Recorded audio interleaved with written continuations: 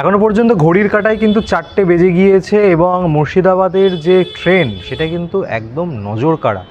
বলা চলে যে বিজেপির রমরমা বাজার এই মুহূর্তে মুর্শিদাবাদের বিভিন্ন বিধানসভা কেন্দ্রে ছড়িয়ে পড়েছে এবং 4টে বেজে গিয়েছে। যে বর্তমান যে ট্রেন্ড যেটা রয়েছে সেটা একটুখানি নজর দেওয়া আমাদের দরকার।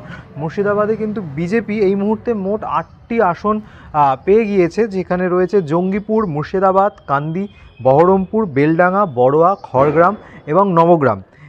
এই অন্যদিকে যদি আমরা নজর দিই তাহলে তৃণমূল কিন্তু এদিকে মোট 9টি কেন্দ্র পেয়েছে, 9টি সিট পেয়েছে।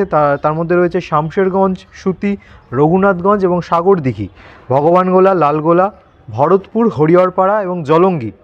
অন্যদিকে কিন্তু আমজনতা উন্নয়ন পার্টি অর্থাৎ হুমায়ুন কবির তিনি যেখানে নওদা এবং রেজিনগর থেকে কন্টেস্ট করছেন এবং দু জায়গা থেকেই তিনি আপাতত জয়ী হয়েছেন।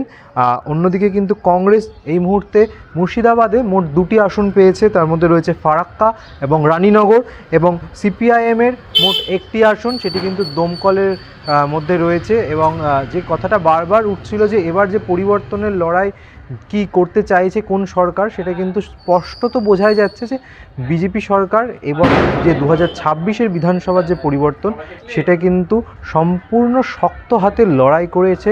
এবং তার ফলে যে ট্রেন্ড ছিল যে একসময় যখন বিজেপি মুর্শিদাবাদে 2টি মাত্র সিটের সঙ্গে এগিয়েছিল, তারপরে কিন্তু দাঁড়িয়ে তারা 2026-এর যে বিধানসভা ভোট সেখানে কিন্তু মোট 8টি আসন ইতিমধ্যেই তারা কিন্তু ধরে ফেলেছে। এবং অন্যদিকে তৃণমূল যেখানে 2021-এ এত ভারী সংখ্যক কেন্দ্রের সঙ্গে এগিয়েছিল সেখানে মাত্র 9টি। এবং বলাই চলে এখানে নজর কাড়া কিন্তু কংগ্রেস এবং সিপিআইএমও। কিন্তু কংগ্রেস যেখানে ফুল ফোটাতে এত কষ্ট ছিল তাদের, সেখানে কিন্তু দাঁড়িয়ে তারা বলা চলে যে 2টি আসন তারা পেয়েছে। এবং যে বামেদের কথা বারবার বলা হতো যে তারা সবসময় শূন্য বা সর্বদাই শূন্য, সেখানে দাঁড়িয়েও কিন্তু তারা আজকে 1টি আসন কিন্তু মুর্শিদাবাদ থেকে পেয়েছে।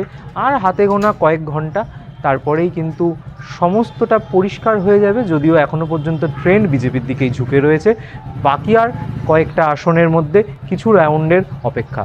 বহরমপুর থেকে ক্যামেরায় চিরঞ্জিত ঘোষের সঙ্গে Ritwik Debnath, imagine community media.